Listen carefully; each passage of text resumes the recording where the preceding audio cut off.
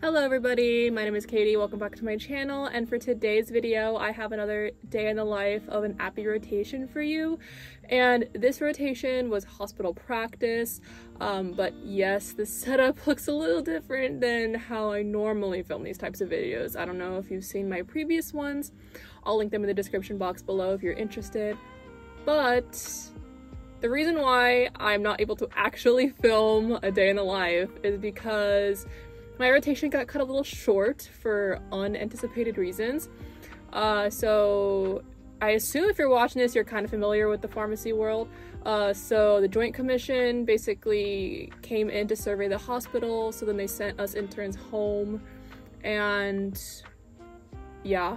So my last day was Monday, which I was like, oh, I didn't film the day in the life, I'll film it on Tuesday, right? That was like my plan. I was like, oops, because typically I like to film it in like my last week of rotation, just so I know, you know, kind of what goes on. I'm like 100% familiar with everything. I can give like a really good background.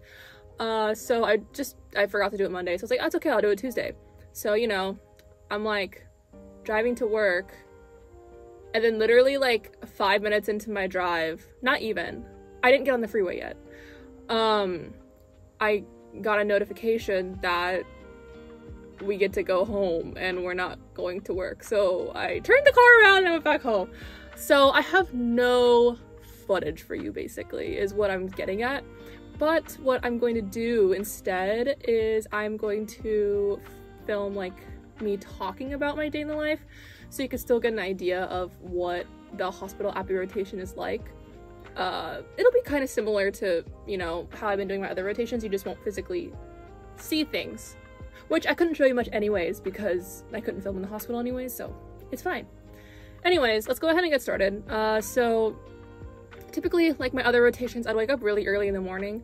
Kind of depends when I go to bed the previous night, but anywhere from like 4 to, I mean 6 if I really need the sleep, but generally around 4 or 5, I would wake up, and then I would just do schoolwork in the morning. So whatever I needed to do, right now it's been residency applications because it's that time of year, so whatever I need to do, I would just do it.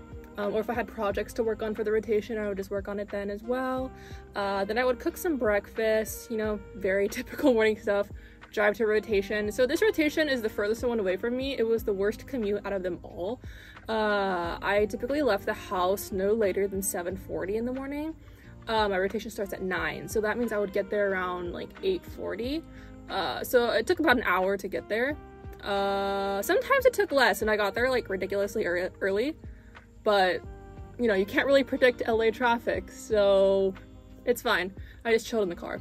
But yeah, I would go into my rotation, and then, so this part here changed partway through the rotation. We had Omnicell in the morning at 9 o'clock when I came in, so that was like the first thing that I used to do. But now they switched it to being 10 in the morning, just because that way they can get like more orders and more fills, so that there's not as much for the 1 p.m. Omnicell, because the Omnicells are, well, now it's 10 a.m., 1 p.m. and 5 p.m. So those are the Omnicells that we had to do throughout the day. And then, so when Omnicell wasn't at 9, I had a little bit of time in the morning to do work. I would basically work up my patients for the day. And so I would just go on the EMR, look them up, kind of write down relevant information, see what medications they're taking inpatient, what medications are listed at home, what medications are listed on their external medication history, because my task was to complete, that's the word, MedRecs. Basically just a list of their home medications that they're actually taking at home and how they're taking it, because a lot of the times doctors prescribe things and maybe the patient didn't pick it up from the pharmacy, or maybe the patient did pick it up in the pharmacy, they're just not taking it, or maybe the prescription says, hey, take this medication twice a day, but patient's only taking it once a day. So just things like that, kind of figuring out like how the patient's taking their medication and taking note of that. That's pretty much what I did. I had a little break for Omnicell at 10, and you know, Omnicells, whenever I would just come out and do it. But that was pretty much the bulk of my daily tasks, was doing medication reconciliations for patients. And there was a couple of interns at this rotation, so me and 3 other interns, so there was 4 of us, students technically.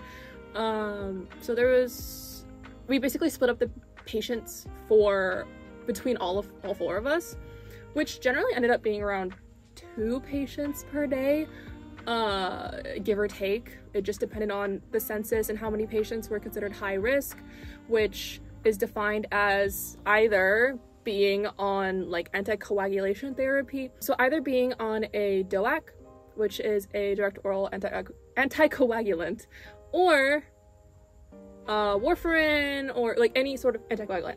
And then the other category of patients is the heart failure patients, but there's a lot of those. So how we narrow it down to be the high risk patients is we do heart failure patients who are on 3 classes of medications. So they have to be on an ACE inhibitor or an ARB, a beta blocker, and then also spironolactone, or I guess a eplerenone, but nobody really ever uses that one. So spironolactone. So those are the patients that we worked up, and we just split them between the 4 of us. And then basically we would present our findings to the pharmacist, whoever the 1330 pharmacist that day is. And then yeah. Oh, I guess I should probably explain a little bit more about how we do these medication reconciliations. So basically, after working up our patients, we go to up to the hospital floors where the patients are residing, and then we basically interview the patient. So we talk to them, figure out if they know what medications they're taking, when the last time they took them was, how their compliance is, if they don't know, which generally they don't know what medications they're taking on the top of their head, which honestly I wouldn't either. Especially if I was an older patient who was taking like a bunch of medications, and a lot of these medications have weird names, so I don't blame them.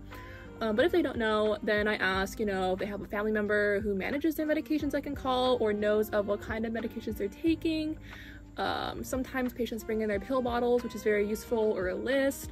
Yeah, I also ask their preferred pharmacy, so I can also give their pharmacy a call, and then have their pharmacy fax over a medication list to us. And then the last thing that I do with the patients is I counsel them on either their anticoagulant medication or their heart failure medications, depending on what type of patient they are. So then I go back down to the pharmacy, and then on the computer I basically like record all my findings. I call the pharmacy, I call family members, call whoever I need to call to basically complete this medication reconciliation and fill out this form that says, hey, these are the medications that are listed. Yes, they're taking it exactly as prescribed. No, they're taking it, not taking it at all, or they're taking it but differently than prescribed. So that's kind of the bulk of what I do throughout the day. During any downtime, we also had the task of completing like drug regimen reviews, which basically we scroll through like the entire census, we split it up, and then just review the patient's profile, see what medications they're taking, their indication, their creatinine clearance, aka like their renal function, see if we need to dose adjust any medications, maybe that was missed. If we did find some sort of medication error, we would report that to the pharmacist who is in charge of that floor, and then go from there. So that's pretty much what we did throughout the rotation. We had some projects as well. So our big project was like creating a ginormous poster on like medication safety. So that was fun. We got to collaborate. All 4 of us collaborated to make that poster, based off of what we heard at the P&T meeting that we attended. And then we also got to attend like other fun meetings, like various anticoagulation talks, and then also a dinner with Janssen. So that's kind of what else we got to do during this rotation. Besides that, that's pretty much my day-to-day in the life of hospital appies. So that marks my halfway done with my rotations, which is absolutely insane because that went by so fast. That went by really fast. And now I only have, what month is it? It's December. I have 5 months till graduation. which is crazy. Oh my goodness. But that wraps up this video. I hope you found it helpful. I'm sorry it was a little different than my typical day in the lives.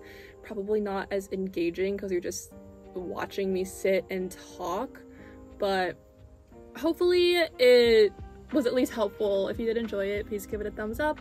Also, make sure to hit that subscribe button down below because I post videos every single Sunday, and I hope to see you back again next week. Bye!